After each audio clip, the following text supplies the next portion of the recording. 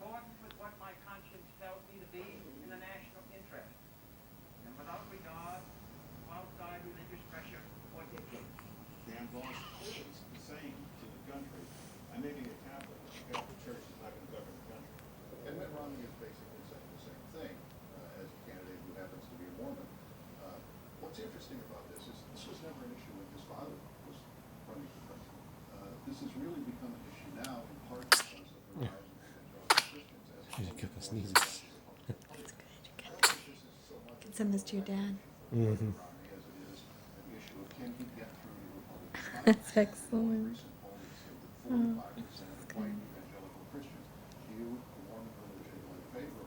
That's an unfortunate situation for Governor Romney, and I think he's trying to address it forthrightly. We will see as we go forward whether people are willing to accept the idea that he is a man of faith, he believes in Christian values,